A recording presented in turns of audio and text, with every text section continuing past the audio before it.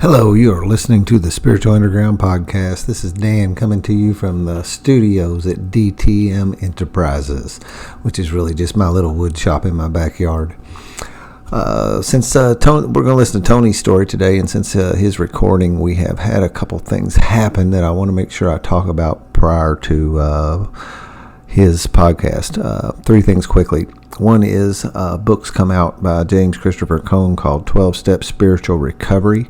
It is a foundation of the juice you're hearing when you listen to these podcasts, and the changes in the lives that people are having is through this 12-step process, and specifically many of them through this process that's in the 12-Step Spiritual Recovery book. So you can get that on Amazon. That is James Christopher Cone, 12-Step Spiritual Recovery.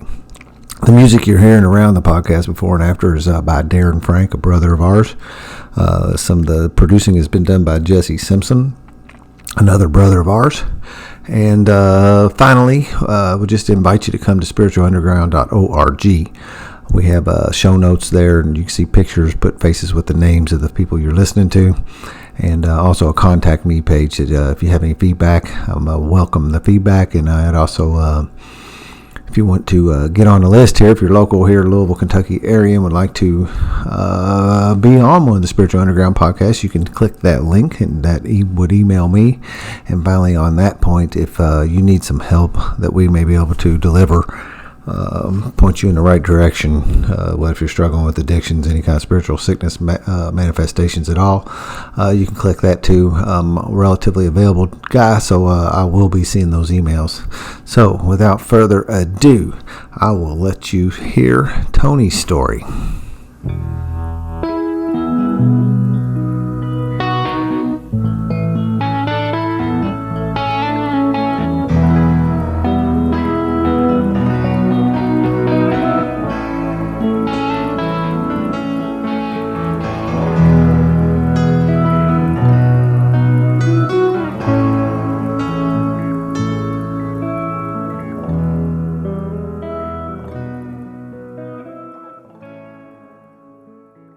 Good afternoon, everyone. Welcome to the Spiritual Underground Podcast. This is Dan coming to you once again from the wood shop at DTM Enterprises. We've turned it into a little podcast studio, and actually for the last couple of days, last weekend I started. I don't even remember if it was last weekend or not. I'm in a circle. But today I finished up a table, a big giant mahogany table, man, that I'm using for my podcast. So we're breaking that in. Nick and I used it a little bit the other night. And but I didn't have any. All it was the big board. We had just sitting on sawhorses the other night, and now I've got a skirt on it and legs and everything. I'll have to spend some time finishing it. Really jacked up about how it's turning out. A couple different things. We'll get like a couple little commercials out of the way first. By the time you hear this will be a little bit older news. But the today on what is it? Sunday, February the 17th. Is that what it is?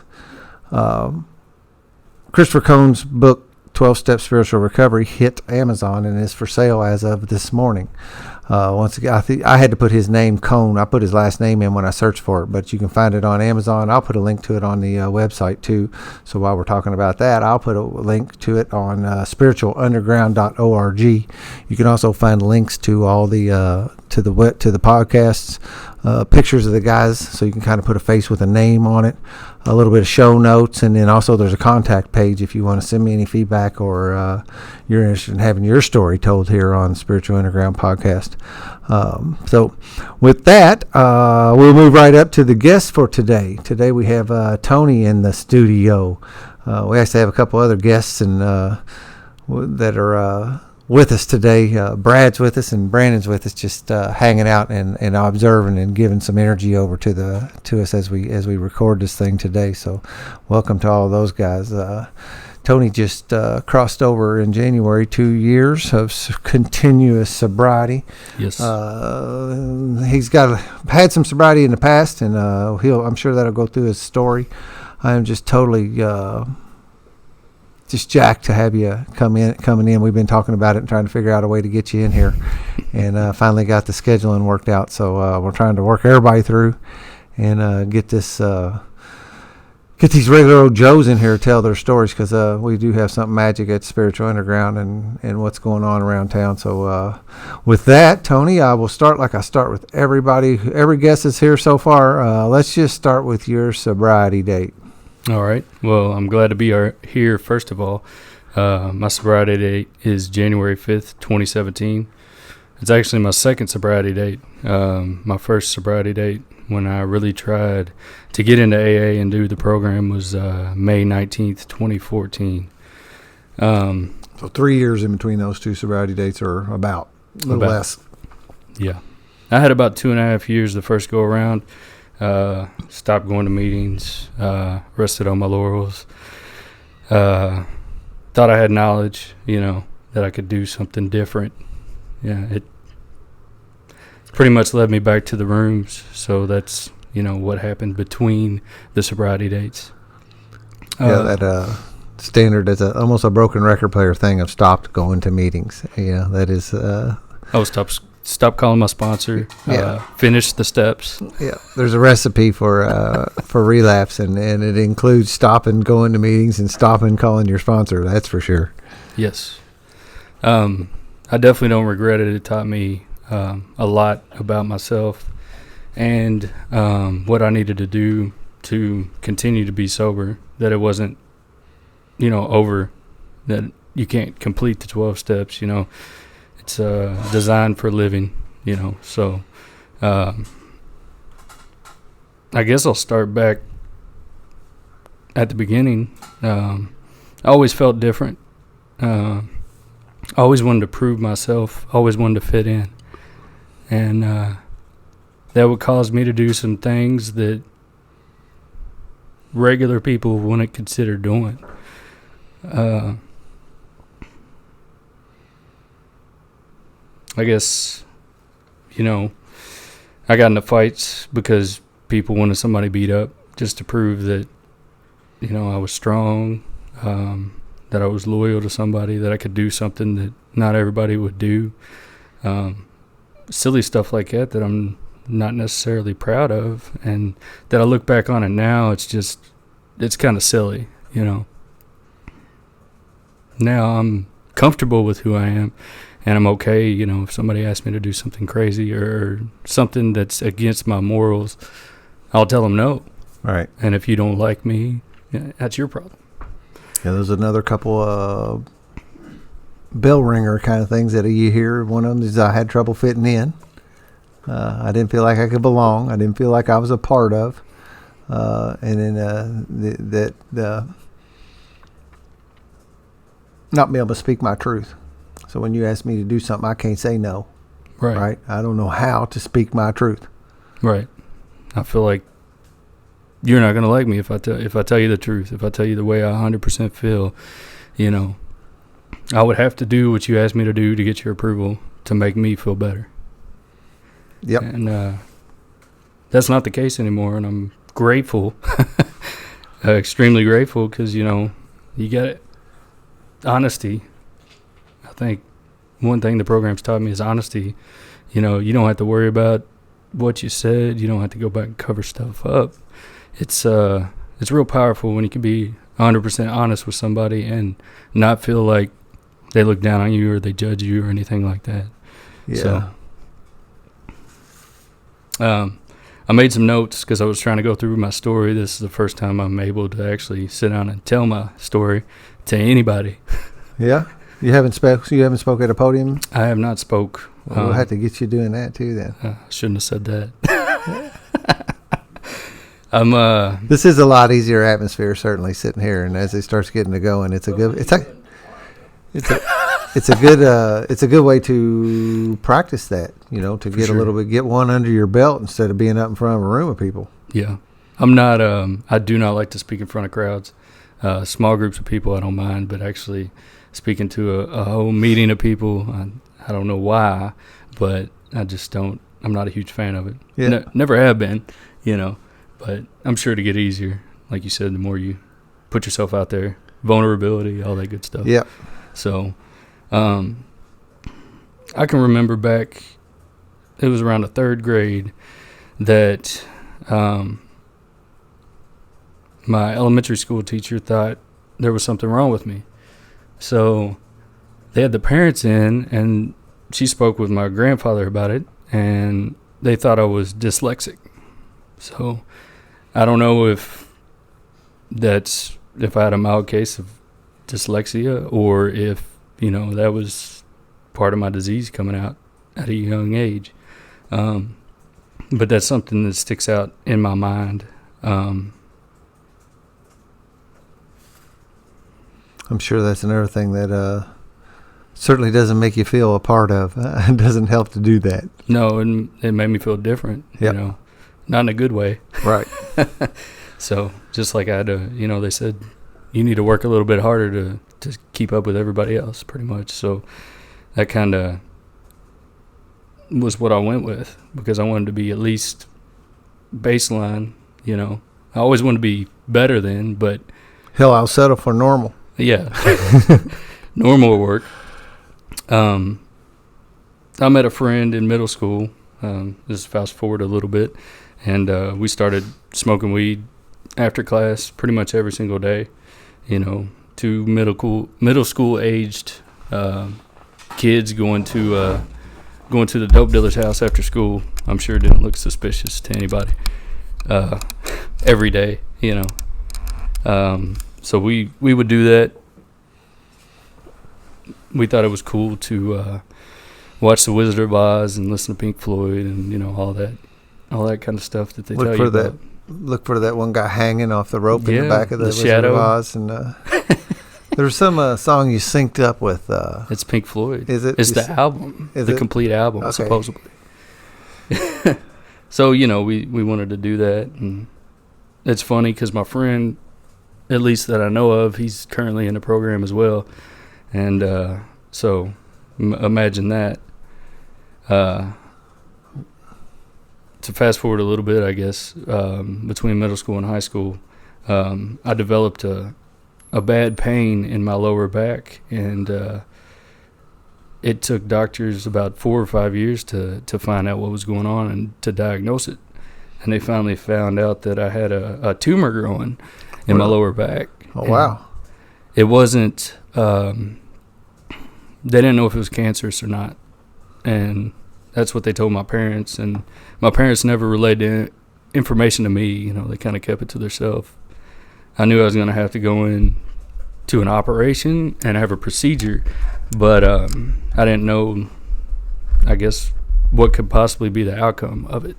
So I finally ended up going in for surgery, and it was originally scheduled as a biopsy, and the day of, they decided to remove 90% of it while they were in there. So it was a long surgery. I was in ICU for like 2 weeks. A lot of medication. How old were you? A lot of painkillers. At that time, I was 12 years old. Wow. And so they completed the operation. Obviously, I survived.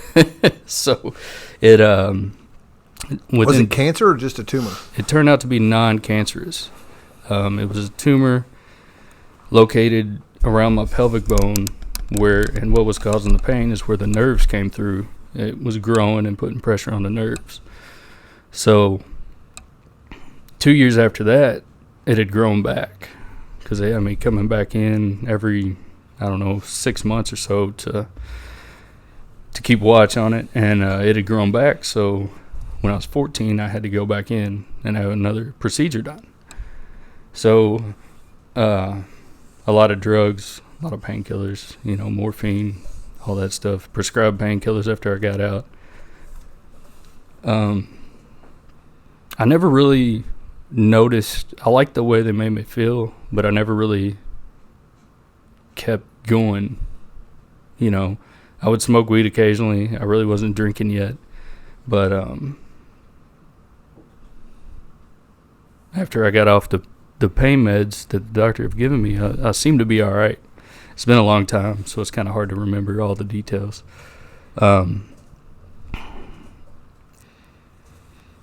You recall, though, liking the pain medication at that point? Yeah, it helped me. And one thing, to backtrack a little bit, I couldn't sleep. I'd wake up at night in pain before I had the procedure done, and my mom would make me a hot toddy to put me to sleep. Yeah, so now I was getting alcohol and opiates at 12 years old. It was before 12, actually, because 12 is when they actually figured it out. So I was probably about 9 or 10. Wow. So I enjoyed the hot toddy. There'd be some nights where I'd ask for another one, believe it or not. Yeah, I can get that. And that made me think that, this could help me. This was helping me sleep. Not necessarily... I didn't have the constant whirlwind, the way your mind gets, where it just gets to rotating and spirals out of control. I was young, so I really didn't have any real problems, adult issues yet. So, but I did, way before 21 I had some things given to me that probably shouldn't give a young kid. So, let's see. Around 15 is when I started drinking. I met a guy in high school, and we would go over to his stepmom's, and we could drink as much as we wanted to. As long as you stayed there, or was yeah. it? Was there no conditions on it? There wasn't really any conditions on it, because there'd be some times, during the day where we drink and then walk up to the mall. It was over here in Indiana, so yeah. When that mall was more than just Bass Pro Shop. Yeah. So that was a place to be, and I wanted to be there every weekend, and I didn't know why. I liked the freedom. I liked the ability to do what I wanted to do without having to have any repercussions. I could go there, come home, and my parents would never know unless I told them. So, it was a nice thing to be able to do when you're that young. Yeah. There was times in high school where we'd get a party together and rent out a room at a local hotel and invite people over, and we'd have 2 or 3 rooms. It's just nothing but a bunch of underage drinking. And I think part of that was, I wanted to be the cool guy. I wanted to be one of the people that people knew their name, that you looked up to, that could, you were the fun guy. Yep. I can relate to that too. I was trying to fit in, spending money, spending a lot of time trying to organize this kind of stuff. And what's that one book, How to Win Friends and Influence People? Yeah, we were off on the races trying to do that. I've never heard of that book. Haven't you? It's a Dale Carnegie book. It's a real famous self-help kind of like a business world type of thing, how to win friends and influence people. Might have to check that out. I bet it's a bestseller all-time kind of book like that.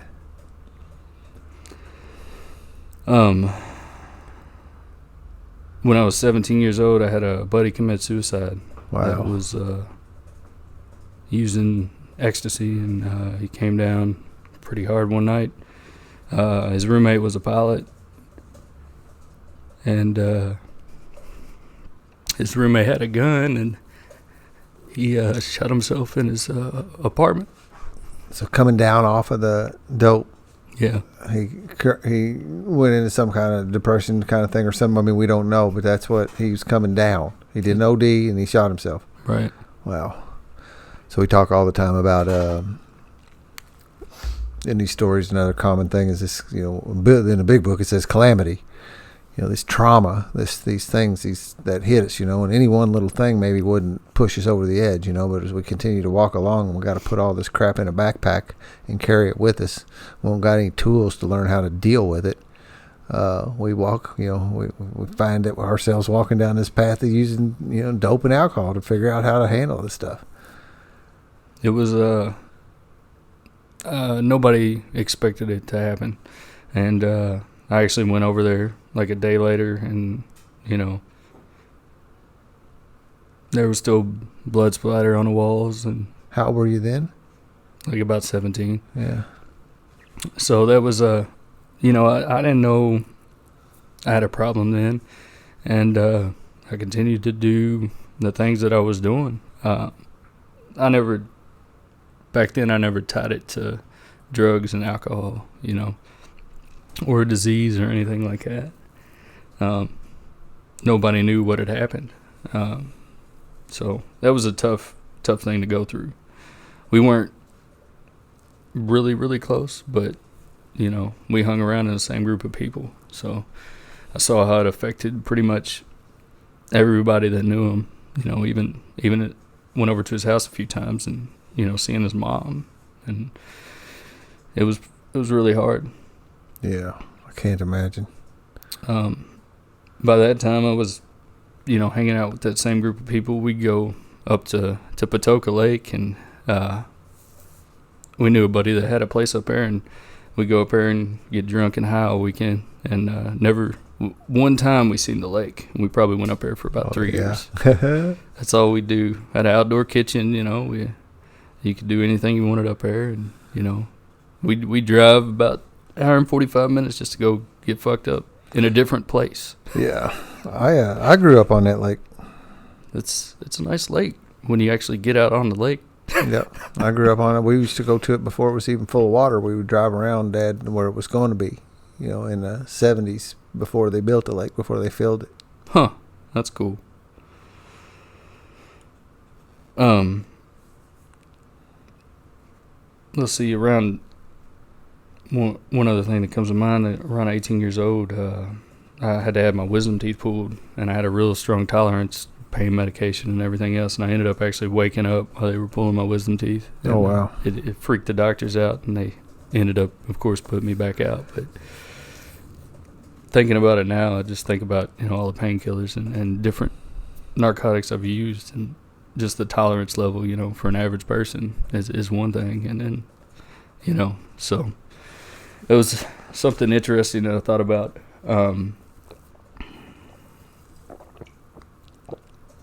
Around my home life, I always pretty much had to walk on eggshells. Anything that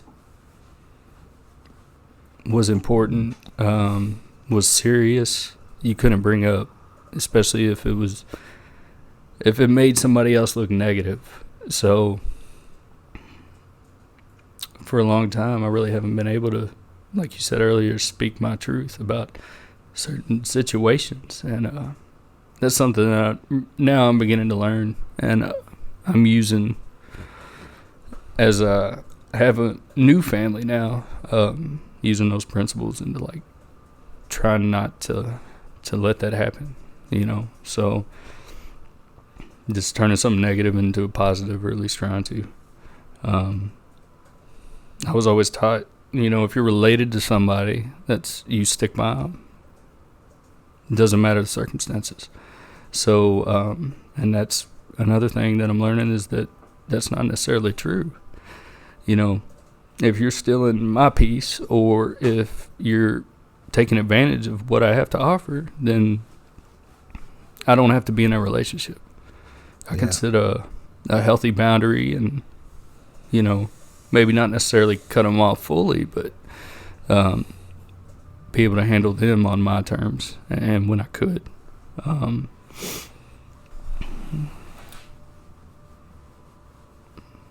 I also had a spiritual healer that was in my life, a shaman that would realign my chakras, and he's done some other work.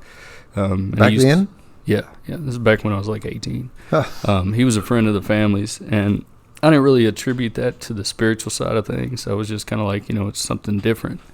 Now that I look back on it, it makes sense, We started getting close, and he ended up passing away in a freak accident. He was helping a neighbor trim a tree and fell out of the tree and died. And that was pretty tough for me, because I really looked up to him. And I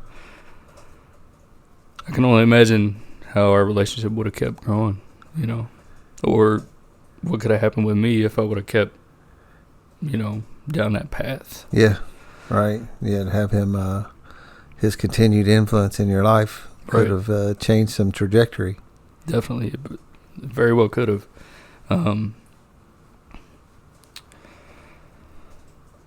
Let's see.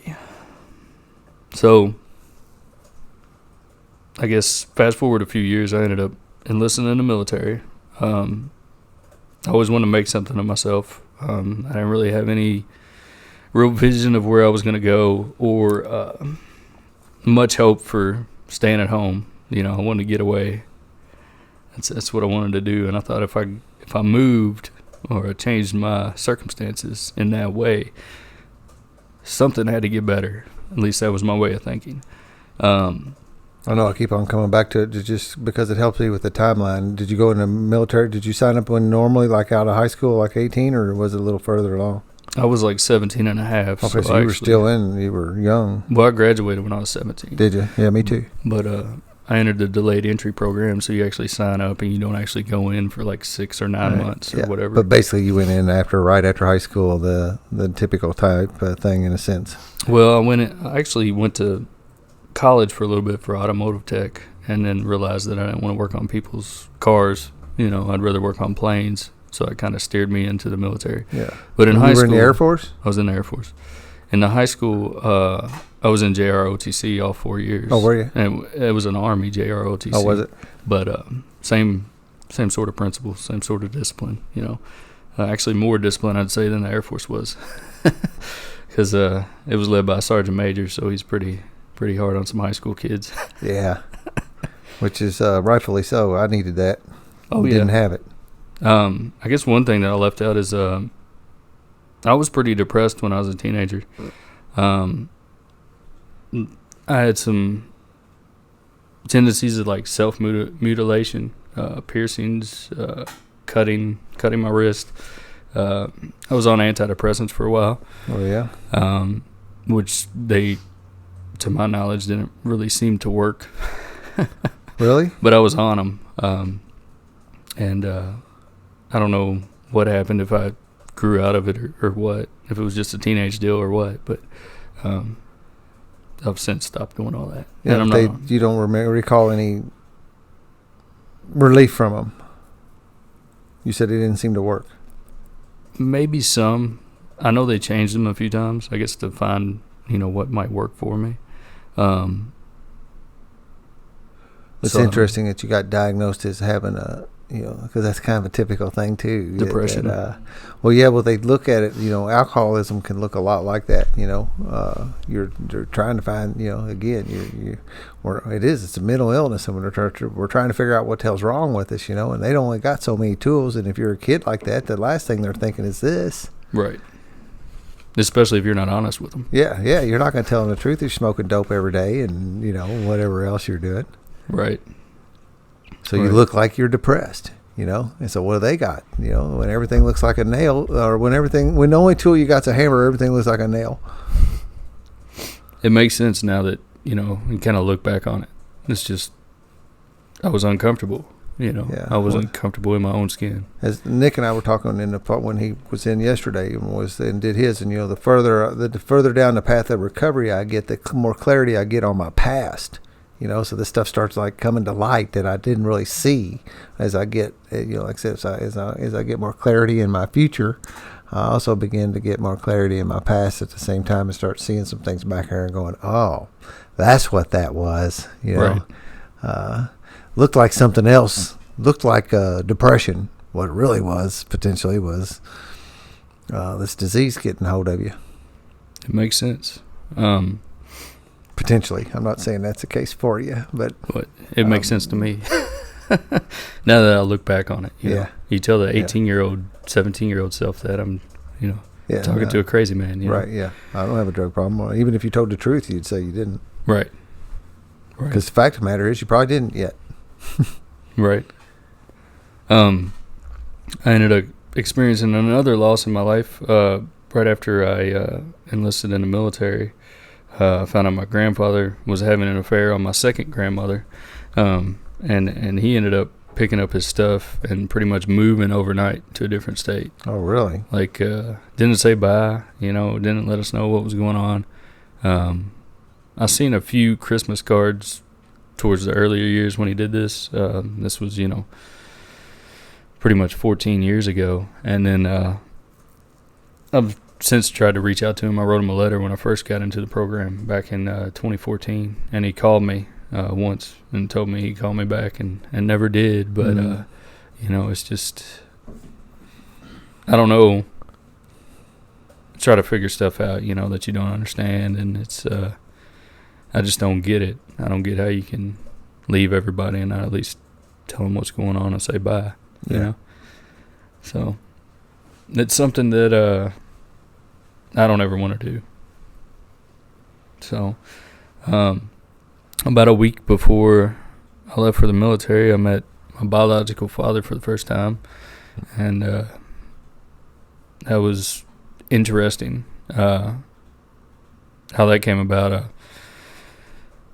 walked in on my mom one night crying, and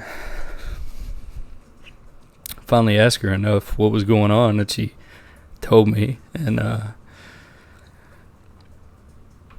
she asked me if I wanted to meet him, and of course I was curious, so I said yes, and it was a little disappointing. Was it? It was a little disappointing. He's pretty much a full-blown alcoholic. And I met him, went over there a few times, and enlisted. And when I came back from the military, I hung out with him a few more times, and I ended up deciding that I didn't want that. I didn't want that in my life, so I walked away from it. So walked away from the biological father, from the relationship, any kind of relationship in there. Yeah. Was it ever reestablished, or? No, it wasn't. Interesting story. I found out back when I was making amends after I worked the steps. I looked him up, and I kind of wondered if he was still alive because of the way he was living. I don't want to be surprised if he wasn't. And I found out he went to prison, and he was charged with murder. It was dropped supposedly to manslaughter, and so I signed up for the notification program that lets you know when people get released. Yep. And I found out he got released. It's probably been, I don't know, a year now, something like that, year and a half. And so he's somewhere around Louisville. And it's kind of funny because I got an email like 2 weeks ago that said, so-and-so's been released. And I always wondered if his stint in prison, he might have made use of the Department of Corrections programs and possibly bettered himself. Because I know, AA's in prisons. And but it looked like he had gone back and then went back at least to jail. I think he went to jail that time. So I don't know for what. But so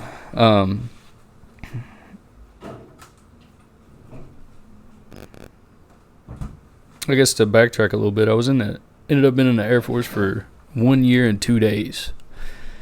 I signed up for 6 years. Oh, really? I was in for 1 year and 2 days, and I didn't know what was going on with me, but I was uncomfortable. I was under the legal age to drink, so I didn't have that going for me. Yeah. You couldn't use drugs. You could do mushrooms or you could do cocaine. Because 3 days, Because it's out of your system quickly. It's out of your system in 3 days. So if you know you just got hit with the drug test, or it's Friday afternoon, you could risk some of that, and I just wasn't into any of that. So I didn't have anything. Didn't have any medicine. Yeah, I didn't have anything to make me feel right. And I was far away from home, and I ended up cutting my wrist, and I got sent to a mental institution for 72 hours. And that was interesting to see the kind of people that really need to be in there. Yeah. This was while you were in the Air Force. They sent you to the... This was while I was in the Air Force, and I ended up coming back pretty much, and the commander said, do you want to continue to be in the military?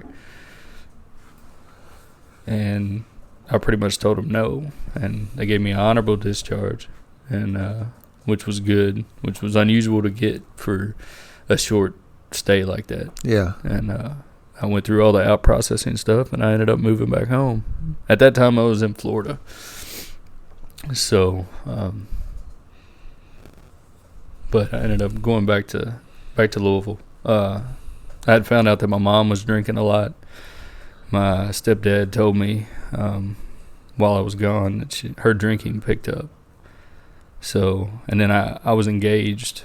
I had a fiance back here, and that was all falling apart because of the long distance. So, I was going to come back to Louisville, and I was going to fix everything. Another geographical cure. Right. Well, I was going to fix my relationship and my mom, and to my knowledge, my mom still drinks, and I'm married to a different woman now. So if that tells you how that worked out. Yeah. So, now I realize I don't have any control over situations like that. So that's definitely a blessing. Yeah. Part of the powerlessness thing of getting with that. It's not just our drugs and alcohol that we're powerless against. There's a lot of other life things that we simply have no control over. Drivers. Yeah. That comes to mind. At least heading on the way here. Yeah. So I get home, I get out of the military, and I pick up pretty much where I left off. I'm back to smoking weed. And I can drink now because I'm not under watch of, a fear of, catching charges for drinking at my parents' house or, So, I always had this unhealthy relationship with money. I always wanted to be rich or, have way more money than I ever needed. So I get back and I start selling drugs, because I'm going to make all kinds of money selling drugs. At least that's what happens in my head. And first start out with weed, and then, later on selling cocaine and pills and, whatever I can get my hands on to make some money. I would use some, and then I would sell, and, I would make a little bit of money. I would continue to feel good myself, and I would help other people. At least that's the way I thought about it. And I started associating with different crowds of people, when I started getting into that stuff. A lot of people that just wanted your money, or, you to do something for them that they would benefit off of. There's another phrase, and I thought about it the other day and somebody was talking about it. We start associated with lower company. Is that what they call it? I can't remember something of that. Companions. Lower companions. There we go. There we go. Brandon is on it. Yeah.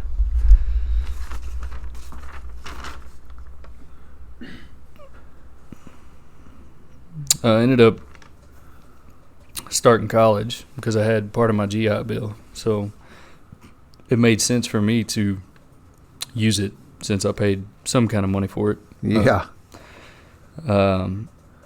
Ended up running into a couple groups of people that what they did was they party on the weekends, and they had a house, and we would go over there, and you could pretty much do whatever you brought with you, or whatever they had too. So I would go to school full time during the day. I would work third shift full time at night, and then I would get fucked up on the weekends, and that was my life for about a year and a half, which clearly wasn't sustainable for anybody to do, even if you're younger.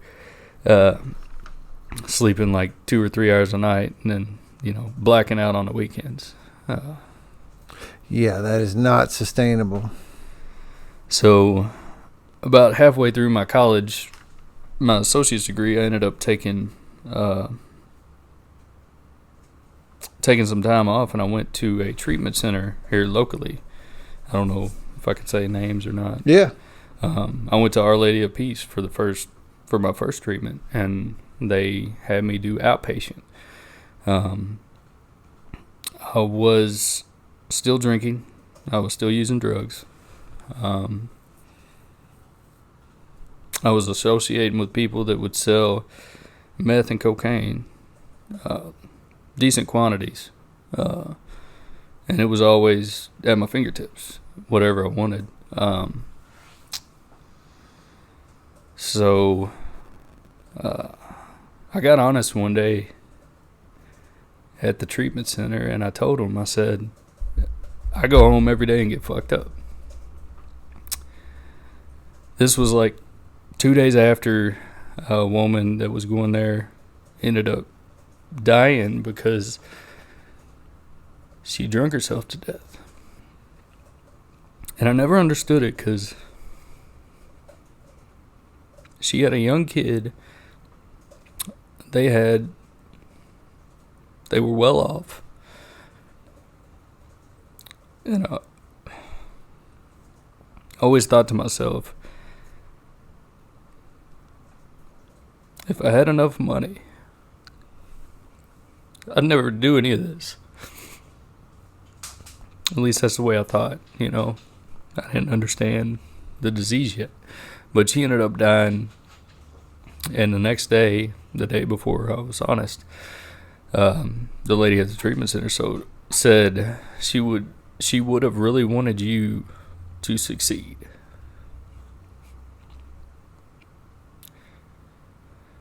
That hit me pretty hard. I didn't know how to take that, because I really didn't know the girl that died, just from the meeting, and that was pretty tough to hear. Yeah. And what they ended up doing, they ended up kicking me out. Really? They kicked me out of treatment for saying I go home every day and get fucked up. Yeah. Well, part of those treatment center things is abstinence. Generally, that's a requirement. I'm surprised. They weren't testing you or anything. No. I'm surprised the inpatient wasn't offered, or maybe they knew, maybe they got the feeling that I wasn't 100% serious about it, because I wasn't, Yeah, you wonder about what they maybe asked you some questions or something, and you gave the answers that indicated you weren't ready to stop. That could have been the case, but that was kind of my first stint of halfway trying to better myself. I still didn't know I had a problem.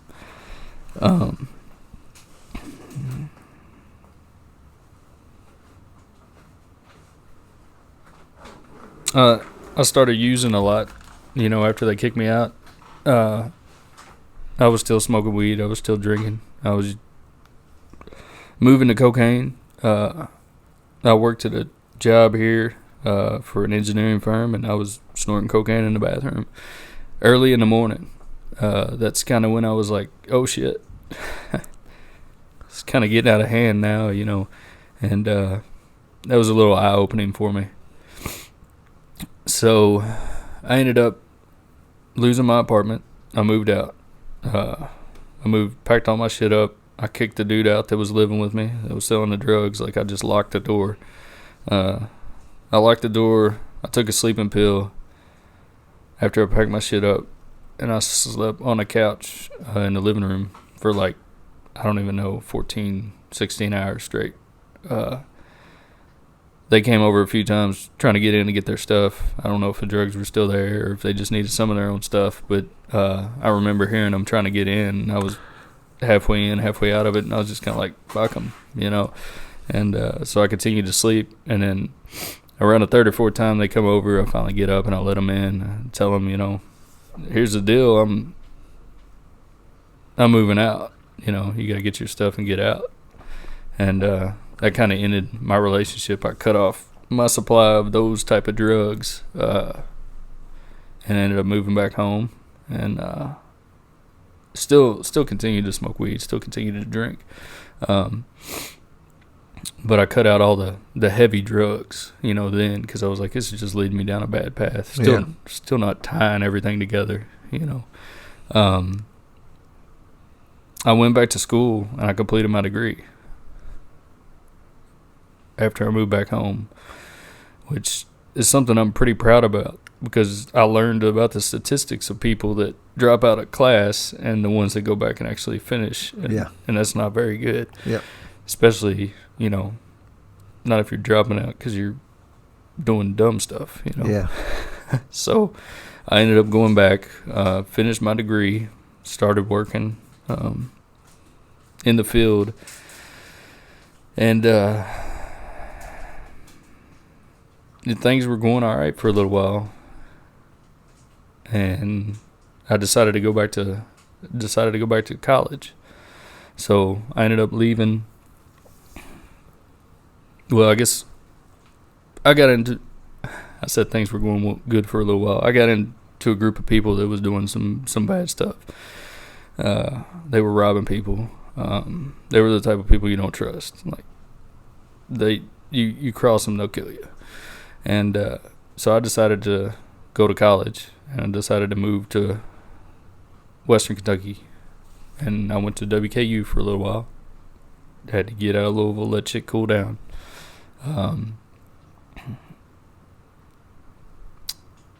When I went to Western, I didn't have any ability to get any drugs. The only thing I could get was alcohol. So that's kind of when my drinking went from what I would consider not too much to a lot more. I really didn't have anything else but drinking, and to be honest with you, the way I looked at drinking was that it was legal, so as long as I'm continuing to do what I had planned for that day, whether it's class, school, as long as I handle my responsibilities, why would I quit? I could go, as long as it wasn't Sunday before 1 p.m., I could get alcohol until 4 in the morning. So, I went to Western. I lived in the dorms. I kind of isolated myself away from other people. I didn't seek out any fraternities. I didn't, I was this was in 2010, so this was 9 years ago. So I was older than your average college age. Probably one of the oldest ones in the dorm, to be honest with you, because there was a large group of younger people. There was people that were going back to school to finish things up, in your class. But as far as living on campus, I think I was one of the older ones. So I had a roommate, which was interesting. We pretty much lived in a closet. Oh, yeah? I think the room might have been 40 square feet. I don't know. So that was interesting. I did a lot of drinking. I went to class. Had good grades. And there was a few bars around town that I would frequent. Western's a relatively small town, especially compared to Louisville. So when I was up in Louisville before I went down there, I would drink and drive all the time. Really never got into any trouble up in Louisville. I would black out and not realize I drove home. I would get so drunk. So I moved to Western, and I'm there for a semester, and the next semester starts, and I ended up meeting a few people. Louisville and Kentucky was playing one night, and I walk into a bar, about half gallon of whiskey down before I show up, and I'm the first one in the bar about 5 o'clock. So that was the night I got an aggravated DUI. I ended up running into a group of people that I knew, and it didn't really turn out well. I was pretty drunk. I did some things that I shouldn't have, and I ended up leaving because I had a fear that something was going to happen, some kind of retaliation for the kind of things that I did to people. When I did, I pulled out of the parking lot. I pulled in front of a car, and there was a cop following that car because they thought they were drunk. So he ends up pulling a U-turn. I've seen the police video. That's how I know. He pulls a U-turn and pulls me over. And this bar was literally like right off of campus boundaries. I was probably less than a mile away from the parking garage to get to my dorm room. I get locked up. I had an open container. Had my gun in my truck, loaded. I blew a .273. That'll get you in jail. Pretty much my attorney said he thought we had a case because the driving wasn't bad until I stepped out of the truck. If that tells you anything. So that was kind of my first notable repercussions of my using. I went to drunk take. This wasn't the first time I've been to jail. It was the first time I've been to jail in Western. But I was in the drunk tank and seen the judge the next morning, and they pretty much asked me if I had anybody that could bail me out. And I said no. Of course, everybody was in Louisville, and I would prefer them not to know what was going on. So they ended up releasing me. One thing the judge said to me that stuck with me was, you could have killed somebody. So that hit me. I never really thought about anybody else. I was just thinking, I need to get home. I was thinking about myself. They ended up letting me out. I think this all happened on like a Friday. So I was able to make it back to class before class started. They impounded my truck, so I had to walk from the police station to Western, which really isn't that far of a walk, surprisingly. But that really stuck with me. So I said, I got to get the hell out of Western. This town's too small. All these excuses instead of what the real problem was. So you seem to have had a location issue a lot. Wherever you were at was not a good place to be. It's very true. Yeah. I find a common denominator there. But so I moved back to Louisville, and I attended Western for another semester, and I took some online classes. But I never told my parents what had happened. Ended up getting my truck back, and luckily they let me keep my license because I didn't have any other way to get back home. So I made it home. They set up a court date, and I ended up going back to court, and they took my license, of course. And I had to complete classes for the DUI. So I kind of got my foot in the door for the program, at least some part of it. So my attorney said, start classes. I was still in Western. Sorry, I didn't move back home yet. It's been a while. So anyways, I was still at Western. My attorney said, start classes here. You can move back to Louisville, and they'll pick up where you left off. So I started DUI classes there. Went 2 or 3 classes, which they're not too cheap, especially if you're a college student. Yeah. I ended up moving back to Louisville, and I went to Interlink there, close to my house, to finish up my classes. And the funny thing is they told me, we don't transfer people between classes. You pretty much have to start all over. So I wasn't too excited about that, but I ended up completing the classes. And I remember the woman that was doing them, she asked me, are you still drinking? Well, yeah, I'm still drinking. I was on probation. That was, you can't drink. I ended up getting home incarceration and all kinds of stuff. But, yeah, I told her I was still drinking. I'm not driving. So, I continued to drink through that. And that was another kind of notable deal where it was like, you probably shouldn't be drinking. Somebody else had pointed that out. So, I complete these classes. We go back down to Western. I have my trial. Like I said, they took my license. They put me on home incarceration. Luckily, they let me serve in Jefferson County, which I don't know how that worked out. But so I was at my parents' house serving my home incarceration. Finally had to break the news to them about the situation, which I got, I thought something was going on. I thought something was weird, So I was honest with them about what had happened. After I completed my home incarceration, I moved in with a friend so I could get rides to work. So I would pay them to take me to work so I could keep my job because I didn't have my license for like 3 months. That was interesting. So I pretty much did whatever I had to do to try to make things a little easier, but it was still all kinds of chaos,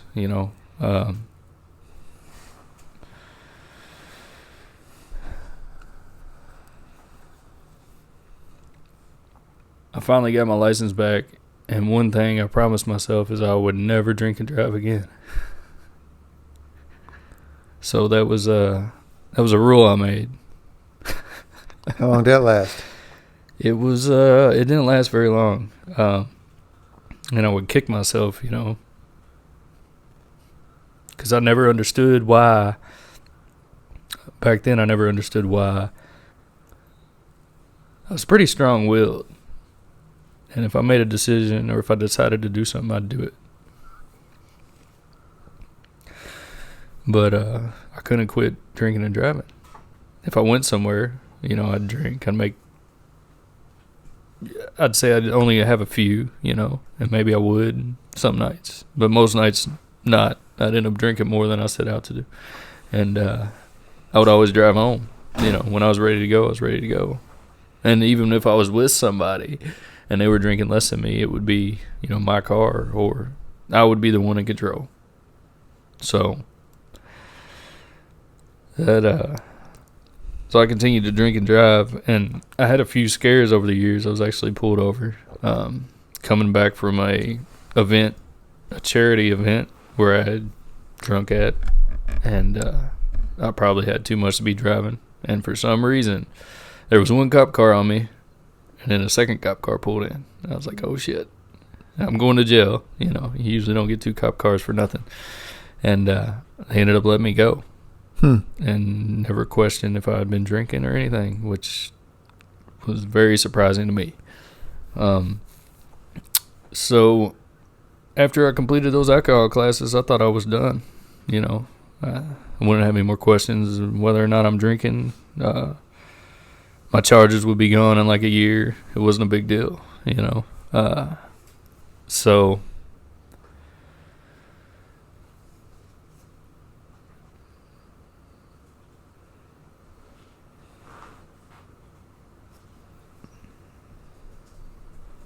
I continued to work. I continued to change jobs. I wouldn't stay anywhere too long. The military was the longest job I held when I was like 26, till I was like 26. I had a year and 2 days. That was the longest job I ever had. I would constantly change vehicles. I was never happy with something for too long. And so I changed these companies, and I just get to a point where I'm not happy.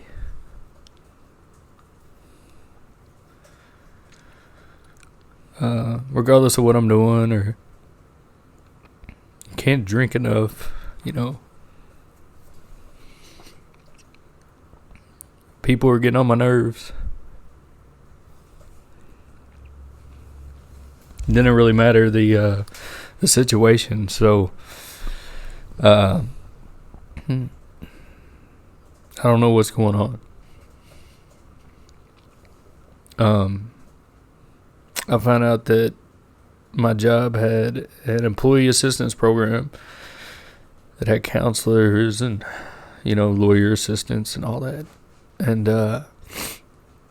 finally one day I'm like, all right, I gotta talk to somebody and try to figure out what's going on. And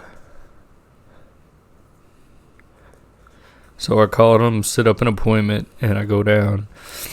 And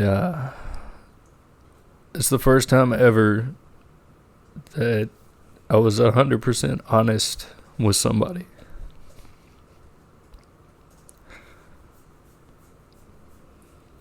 About the way I was feeling, about my past, about my family history. So I kind of just laid everything out there, and they, for some reason, thought I had a problem. Yeah. I gave them all the reasons why.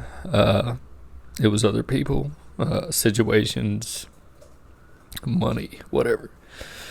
And they seemed to think that the problem was me. And I was kind of like, blindsided by that, I never really thought about it that way myself. So they said, I know somebody at the Brook, and if you're willing, I can get you in there and you can talk to somebody. So that's what I did. They recommended that I do outpatient. Still wasn't an inpatient type thing. And I did.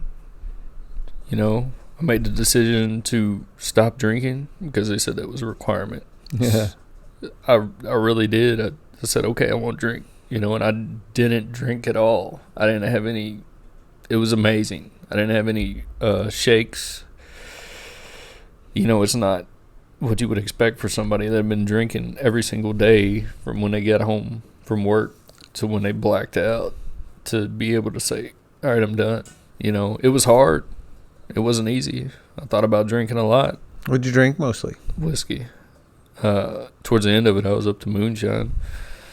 When I entered the Brook, I had 17 quarts of moonshine in my closet.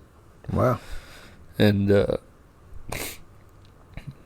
I had those in my closet for like 3 or 4 weeks after I quit drinking.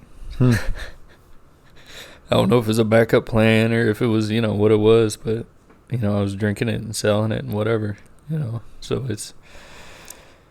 Well, it certainly doesn't make any sense to throw it away, so. Right, somebody get some use out of it. If it's not me. I guess I need to backtrack a little bit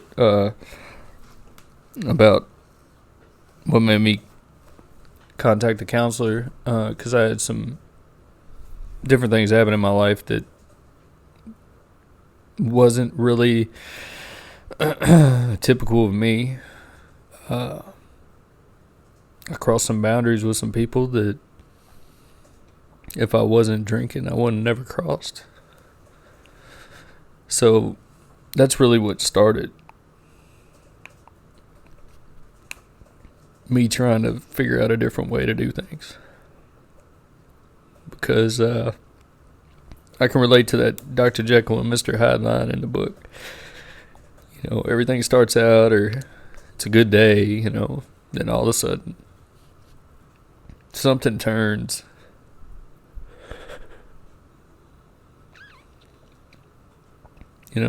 So I would always get violent. Not always, I shouldn't say always, but if I was blacked out, I would have so much anger built up. I don't know if it's fear or what, but I would tend to get violent. And I would hurt people that was close to me. And when that started happening, and when it happened more than once, that was really a turning point for me. Because that wasn't the kind of stuff I put up with or respected or wanted to do. So I guess that's really what started me trying to look for something different. Because I was doing the same shit and I was getting the same results. And I knew I wasn't happy, but I didn't know why. So to fast forward a little bit, I guess I was doing an outpatient deal, doing all the worksheets, doing the steps, how they tell you to do the steps, basically, and I never went to meetings. That was one of the requirements. You got to go to meetings. Yeah. It's a good idea to go to meetings before you graduate this program so you have a good foundation to carry you on after you aren't going 4 or 5 times a week to treatment. I think the last week I was in treatment, I finally decided to go to meetings. And that's, I had this fear about meetings. I didn't want to go in. I didn't want to walk into some place by myself. I still felt like people were judging me everywhere I went, like I'm special or something. And, but I did. I found a meeting on Monday, and I ended up going to that meeting. It was recommended to me by Christopher, He wasn't my counselor. I went during nights, so I had a different counselor than him. But he actually sit in one time, and it was interesting. He fill in for the nighttime class? He did. Yeah, one time. And it was interesting to see his point of view because it was completely different from the normal counselor. He was definitely more in your face and more blunt, you know. And so he recommended a meeting. Then I went to the meeting. And it took me a little while before I got a sponsor. But that was my May 19th sobriety date was the day I went into treatment for outpatient. So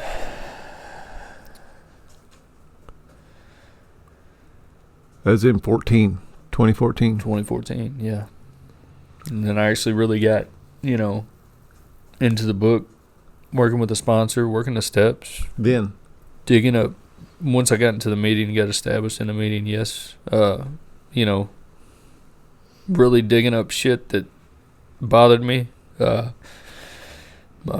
first 4-step was pages and pages and pages. And I never went ahead in the book, so I didn't know that all these people I'm writing down, I'd eventually probably, you know, put my foot in my mouth and it'd turn around and be my problem, you know, because I held on to it for so long, you know. So, but yeah, I got a lot of stuff off of my chest with my first sponsor, and that helped me out immensely. Then I kind of got a feeling that this stuff works, you know. So it led me down the path to want more of the stuff that would make me happy or give me peace. So I finished the steps with my sponsor, and I didn't know what to do. You know, I didn't know what to do after you went through the 12 steps, and you know, he was kind of in and out. I think he went back out a little bit after we finished the 12 steps, and of course I wondered a little bit if it had anything to do with me or something I said, you know, taking it personally, which is kind of silly, you know, now I think about it now, but it's something that happened. And I ended up getting another sponsor. Luckily, there was a guy that went to that meeting religiously, and he I think he switched his work schedule or something, so he had to miss a meeting. And we had a speaker one night, and he came back and he said, he looked at me, he said, "Don't go around unsponsored." Good advice. It was crazy because I never really talked to him much. So I found me another sponsor. And went back through the steps. And by this time, I don't know, it was probably a year sober or something. I'm pretty much doing the bare minimum, you know. I'm taking care of me. I'm working the steps. I'm going to one meeting a week. I'm not sponsoring. You know, I'm not reaching out to people. I'm talking to my sponsor. I'm trying to keep my side of the street clean, you know. And around that time, we get close to finishing the steps, and I feel like I've done everything that I can do, and I've got all that I can get out of what's going on, you know, because I don't feel any different.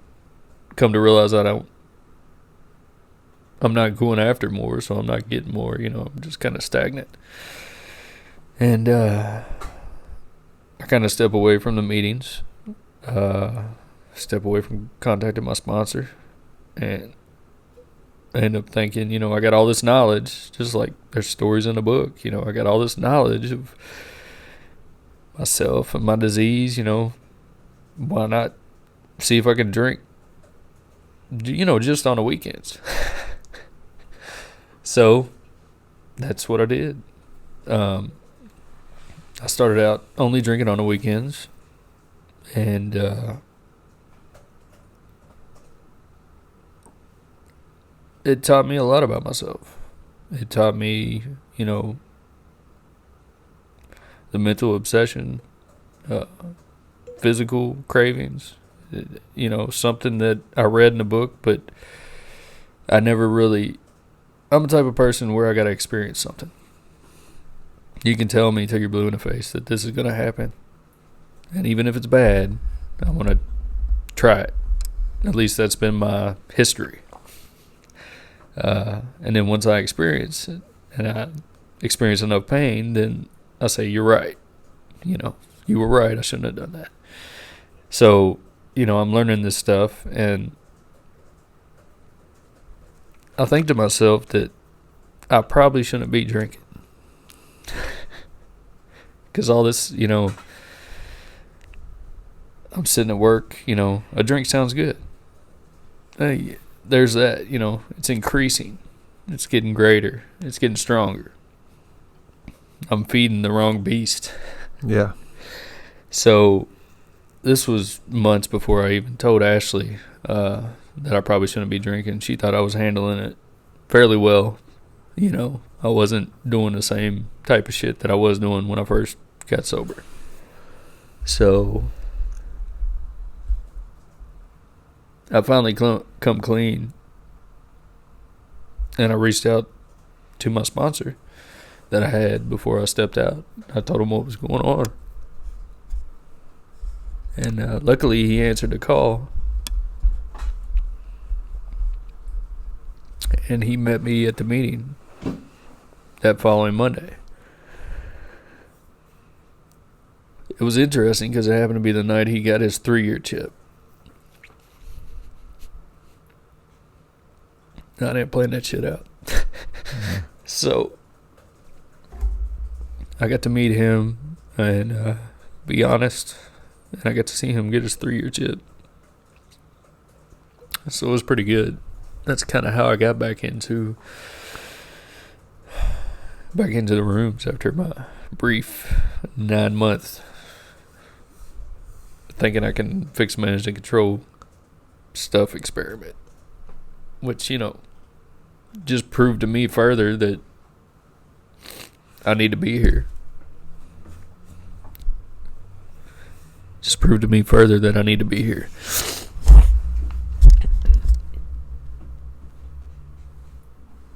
You pause it.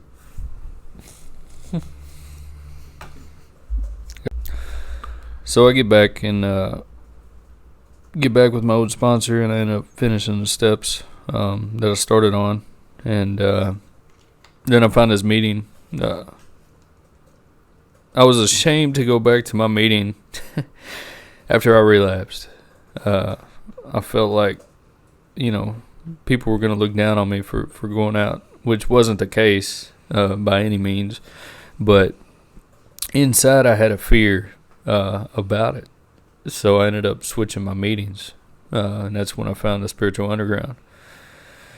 And, it was, I think Brian and Darren both in my past, during my first stint of sobriety, recommended the Spiritual Underground. It's a meeting, you got to check it out.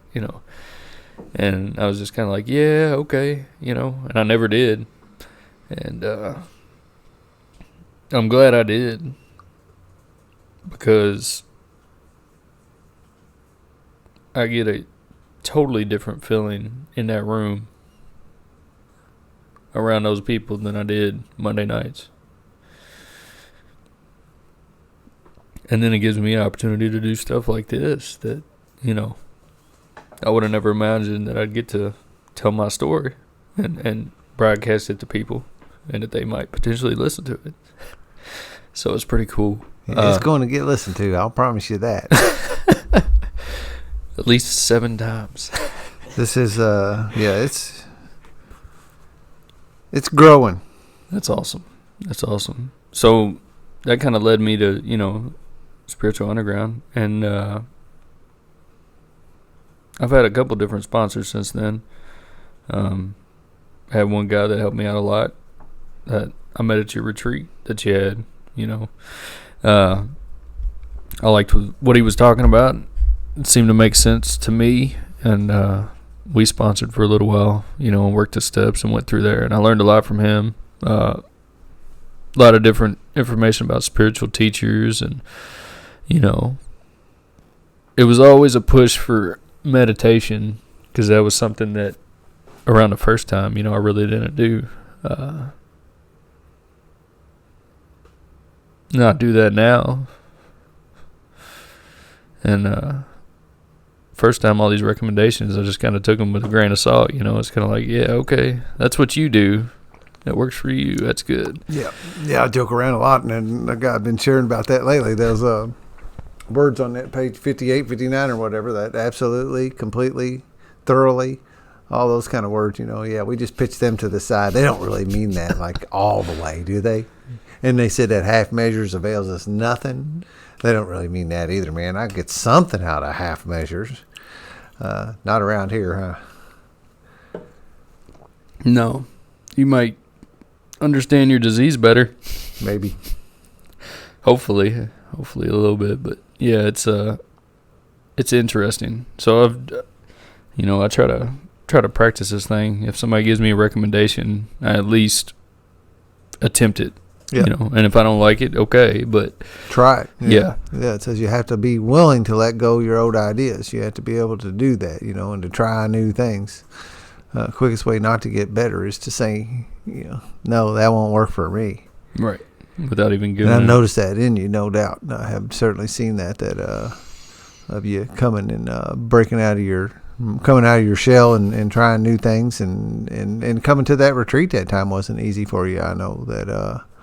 That was new to you to come into the fold in that way. And remember we always have somebody like make some groundbreaking changes in a weekend. And you were that guy one weekend. You saw a different guy come to the retreat than the guy who left to go home that weekend.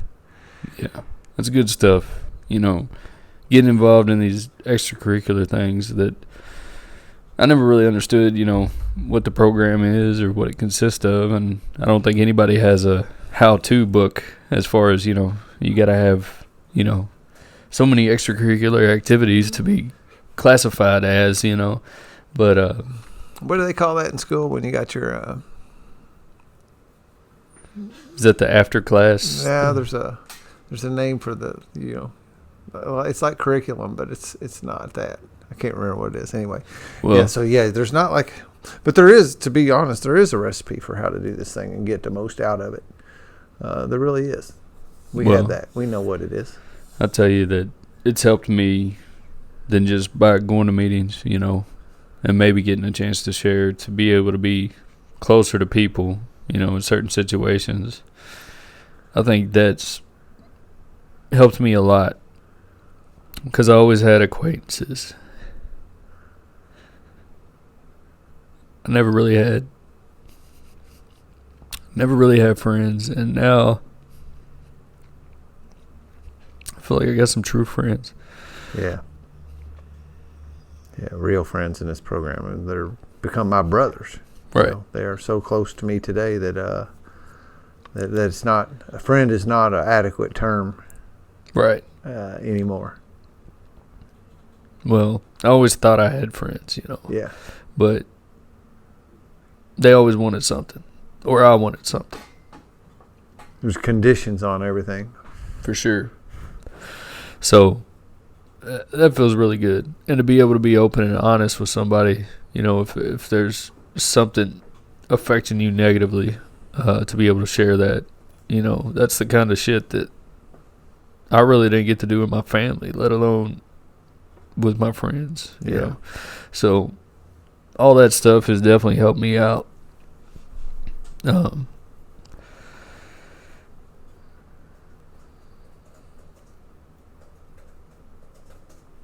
My buddy Chris, he used to come to the meeting. He started a sober riders group. I get to be a part of that. Are you? You've been doing. You also been getting involved in that climbing, sober climbing thing. I just came from that. Did you come from that here? Yeah. Don't ask me to lift anything. Yeah, there's that's a really cool thing that strikes my interest too. But what I found myself here in recovery is I've got so many good things going on that I have to pick and choose what I'm going to do. And today I'm in a position where if I'm going to pick something new up, I almost have to set something down. I don't have enough room in my life to add something to right now. And everything that I've got going on is so freaking cool that I'm not willing to put it down right now. But it's an awesome thing that we have all these options and these things, these different ways to plug in to the recovery community. And I have that friend of mine that says, a couple of different things, and y'all have heard me say it 100 times. All these little quirky things that I have to, I need to find things to add to my life that's going to help me improve the quality of my life in recovery. I find things to add to sober climbing, these podcasts, the retreats that I do, or if you attend them, and there's a bunch of different kinds of recovery retreats. The state convention was just, the Kentucky State Convention was just last weekend. That's another way that you get to go out and participate. So that's the other thing, I say we add to, and that friend of mine told me, he said, you must participate in your recovery. And today I know that I get to participate in my recovery in so many different ways. Like the thing with Facebook, I'd have never heard about that Sober Climbers thing if it wasn't for Facebook. Right. That's where I got tuned into that, and I can add to them in my recovery because I'm investing myself into yoga today. They're actually talking about opening something to do with the new Token 3 that they're moving to. And so they're talking about having, like kickboxing, yoga, that classes they offer for people in recovery. Yeah. So this Sober Climbers is kind of like the foundation to that, to roll into things added to. So you might be interested in the yoga part of it. I don't know. Just so you know. Yeah, there's a thing we're going to in May that's a empowerment thing. That's a lot of yoga and meditation and different alternative health kind of things. And it's not an AA thing, right. But again, it's that book says I need to enlarge my spiritual life, and so these things are ways that I get to do that. Yoga satisfies two things for me. It actually satisfies, or it adds to my spiritual enlargement. The enlargement is my spiritual life, and it covers this physical angle that I think a lot of people aren't really taking. You see a lot of how should I say that corner of the mind, body, spirit, or how's it go? Yeah, mind, body, spirit. That corner of the triangle, the body triangle side of the corner of the side. That corner of the triangle is not getting satisfied by a lot of people. Right. And so, but the Sober Climber thing and those things pulls that into the mix. Yeah, you can definitely always be better. You can always grow, and that's one thing. Getting your mind right is one thing. I think it's a great place to start, and then once you do that, you can continue to, so you can grow spiritually till the day you die. I'd say. You should. So. Yeah. Those other little things like resting on our laurels. So, it says that we got that daily reprieve continuing on the maintenance of our spiritual condition. And, yeah. And it says it over and over again in that book, what the recipe is to be okay, to be better than okay. Because when today people say, how are you? It's not fair. I can't tell people I'm okay. I'm doing all right. That's not true. I'm doing way fucking better than okay and all right. One of my little pet peeves is when people say, I'm hanging in there. Man, I want to be better than hanging in there. I have to be doing better, because if I'm just hanging in there, I'm going to fall. Right. Hanging in there means I'm just waiting to have something hit me. Another quote, big book out the wazoo. One of life's certain low spots, trials and low spots is going to hit me. And if I'm just hanging in there, I don't think I'll survive. I need to be plugged in a lot deeper than that. Last night the guys had a chili cook-off supper thing. A couple weekends ago, we met up at another guy's thing for a Super Bowl party. One time after another, we have these opportunities. Hell, sitting out here tonight, we got this opportunity to sit here and join in a little group and participate in our recoveries in this manner tonight. So. The opportunities are endless. It's just a matter of taking advantage of them and get up off your ass and go do something. Really, that's what it boils down to. I don't see anybody getting sober on their couch. No. Oh. So I know that you've had a baby in recovery. I have. You've got married in recovery. I'll tell you one thing that's funny, that one other reason I don't regret my relapse is that's when Ashley got pregnant.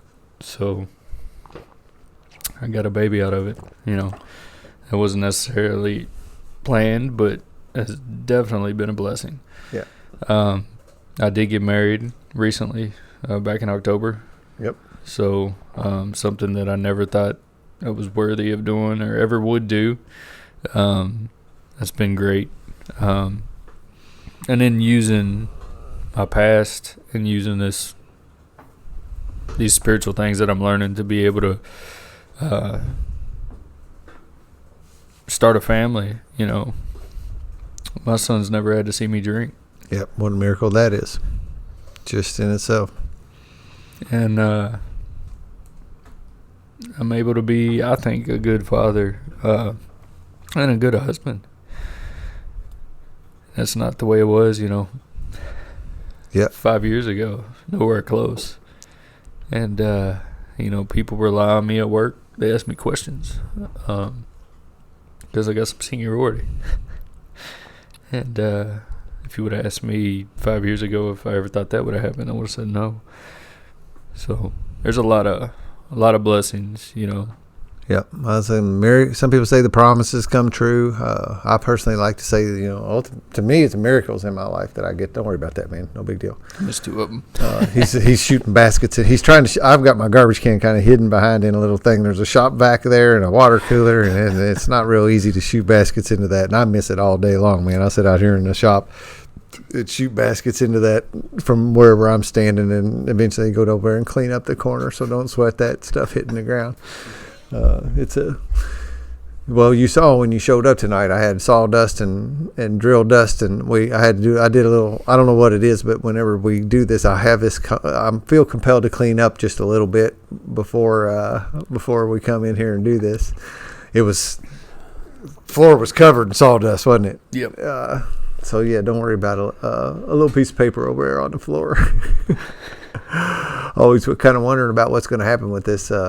Well, I do. I like the fact I'm sitting out here doing woodwork all day today until right up to the edge of the podcast. I mean, I had flipped this big table over. Listen to that, man. Is that freaking cool, man? I mean, is that solid or what? Flipped this table over right before Tony walked in the door, man. I had it upside down. I got a picture of it. I got it upside down while I was putting the legs on it, and scooted it off of the sawhorses and flipped it over, and did it by myself too, man. I was like, you big dummy, you got to come, guys getting ready to be here in a minute. They would help you do this, but no, not me. I'll do it. I got this, right? Still have those alcoholic tendencies laying there. Those I can do it by myself. I got my dad and my son in there. I could have got them to help me. But I do want to make sure that we touch on those miracles of the stuff, because I saw you got married in Florida, right? Yep. Life completely changed, a whole different picture for you today than what it was just a few years ago, and for sure started applying yourself. And I know that you've been through the steps like 3 times and it's just 2 years around. That sounds about right. I'm getting to a point to where it's kind of, you ought to run out of gas on it, to be honest. Well, I'm getting to a point to where it's not really. I tend to try to keep my side of the street clean. Right. If I have problems, it's usually with somebody that I live with, and I'm around on a day-to-day basis, because I'm not perfect. Yeah. Well, my first 2 years of sobriety, my sponsor had me go through the steps twice. Okay. Once a year? And no, it really wasn't. It was just he just said, noticed my noticer had turned up a little bit, and I started to notice things that where the world wasn't going the way according to Dan. And he said, how about another trip through the steps? The way I look at that today was that the first time I went through is like cleaning out a horse stall is my metaphor I use, and go through there with the pitchfork and get all the big stuff. Yeah. And get that cleaned out there. And then the second time through the steps, I was a little more thorough cleaning. I think I'm due to be going through again here before too long. just as a maintenance thing, I'm gonna go through with a couple guys. We're actually gonna go through with on using Christopher's book. 3 of us are going to kind of do a little step study. A couple guys had asked me to take them through the steps, and they wanted to wait until Christopher's book come out and go through it in that manner. Cool. So I'm going to go parallel and go through the steps myself at the same time with those guys. Kind of do a little 3-man step study in a sense. I don't think it hurts anything, but like I was saying, I'm getting to a point to where, I tend to keep most of my stuff clean, and if I don't, I pretty much make amends as soon as they pretty close to when it happened originally, and so I think I'm getting to a point to where I'll be looking for responsees and grow in that manner. Yeah, I think it's time. Definitely, definitely do that. So do you raise your hands on Tuesday? I do. Yeah, we have so many people in there raise their hands, and new guys come in, they got 30 or 40 people to choose from, and I like to see you sharing more too, man. Get over that hump a little bit and make a point to get your voice heard. I think it'll come easier to you as you continue to do that more and more. I think it's getting harder to share, not for the fact that I don't want to, but because the meeting's growing so much. Yeah, you have to get your hand up in a hurry. Quick, yeah. Somebody said we look like I don't know what he said. I think either guy, he said, I think I'll soften it just a little bit from what he said. He said it looked like we were bidding on a French prostitute. Everybody's hands going up in the air. I think he said something else, but I'm going to leave that word out today. I'm sorry. No. And we can say, well, like I said beforehand, we got a couple words we'd rather not say in here, but that is not one of them. I get the opportunity to check this thing when I've put these out there. Actually tonight, and I think I've said the F word a couple times maybe through it. I don't think you have at all. I don't know if you did or not, but anyway, I check them as explicit. There's a way when you post your podcast, really, you can put a little thing on to let people know that the language is strong or not. Most of ours is, and that's okay. I'm perfectly okay with that. Actually, that's the way we talk when we're hanging out. So I'm not sanitizing it because it's going out on the podcast. This thing, my point here all along has been this thing would be real. Wouldn't be cleaned up for the masses. That's not my point. Well, have you said what you think you need to say tonight? Is there anything? One of the other kind of things I've been doing is saying we can put out a concluder, which is like a final thought. If you have anything you want to close up, or if there's more, we're about an hour and a half now. I think. To my knowledge, my mother still drinks. So does my biological father. My grandmother has mental issues, hoarding, and I don't know what else. I'm not a doctor, but she's definitely got some mental issues.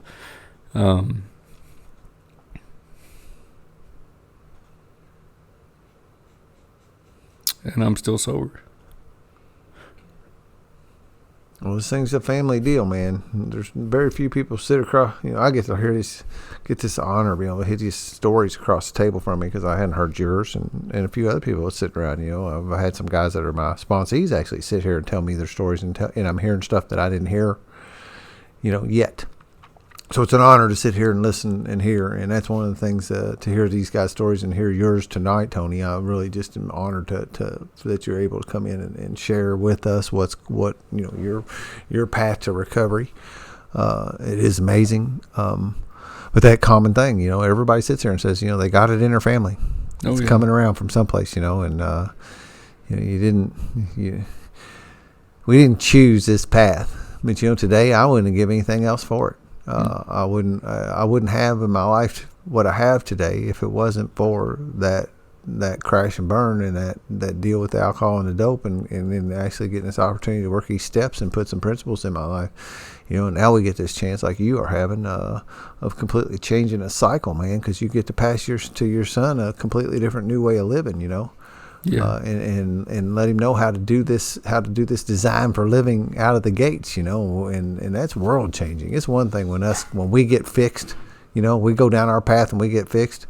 The bigger thing to me is to be able to start passing this thing on and these principles on to our future generations. Nobody warned me. Right. Nobody told me that this stuff was coming. there's that alcohol. You know, and go to the doctor. They ask you like family history of cancer. You know, they ask you these kind of stuff, heart disease. They ask you, you know, all this. They never asked me if I had any history of alcoholism or substance abuse stuff, spiritual sickness. That's a good point. And you know, I get to sit today and warn my kids. Now, what they do with that information, I don't know. That's not up to me. But at least I can arm them with the facts, and let them know that one day you know the chances of you someday you're gonna have to make a decision if you're gonna use that stuff or not. And you know, and the fact that you're my kids, you got a real high probability that's gonna flip a switch in you. And it may not seem that it's going to be doing anything to you today, but it just may. You may have just, you know, you're playing Russian roulette with that when you do it, right? And you have to make a decision. But at least they will know, you know, that that's there, not go into it blindly. So get a chance to do that. You know, you said your son's never seen you drinking that, and never will, more likely. Keep on doing this thing, you get to change lives. Yeah, it's good stuff. Yeah. Well, thanks for coming in tonight, man. It's been cool. I appreciate it big time. Thanks, Brad and Brandon, for coming in, sharing your all's energy with us while we're in here. I'll hit just a final one more time, just to remind people that 12-Step Spiritual Recovery, How to Reclaim Your Original Self-Soul by Christopher Cohn is now out on Amazon. I'm going to say that one more time. 12-Step Spiritual Recovery. The subtitle is How to Reclaim Your Original Self-Soul. I'll put a link on the website. The website is spiritualunderground.org. You can go there and see show notes, see pictures of people that have been here, put some faces with the names. And please provide me with any feedback that you might have concerning the show, or if you want to be on it. There's a link, a contact me link on there. Also, while Nick was here the other day, we talked about, you know, if you're struggling with this addiction thing and you want somebody to talk to, hit that contact me, man. I've got a pretty solid stable of guys that can reach out and talk to people about this if you just want somebody to talk to. That is, we'll close it up with that tonight. Thanks again, everybody. Thank you all for listening. We crossed over 700 listens this past couple days, so that is cool too. We will see you next time. Peace out.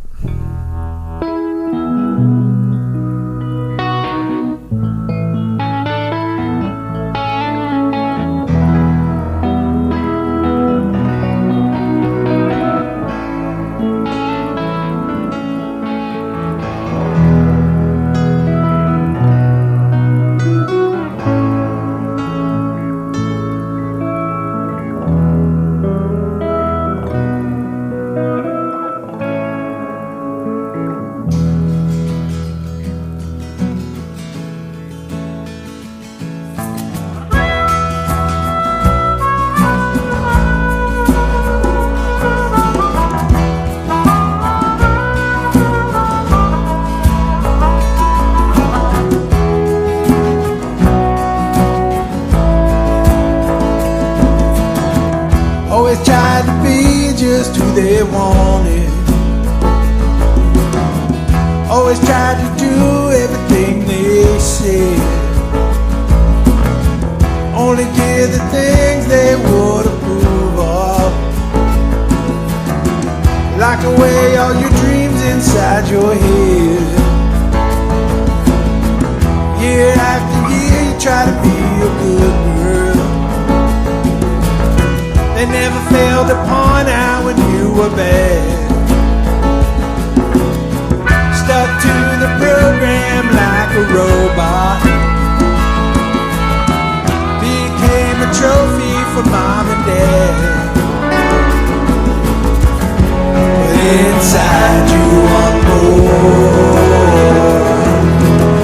Everything you've been waiting for. Looking for that open door.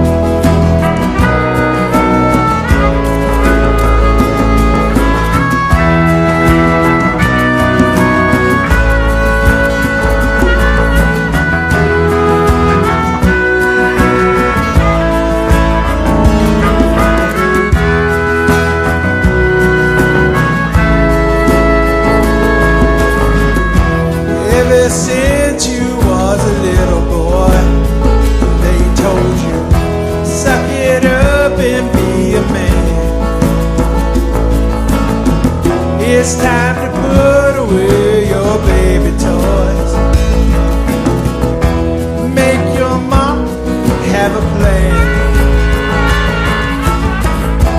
They said,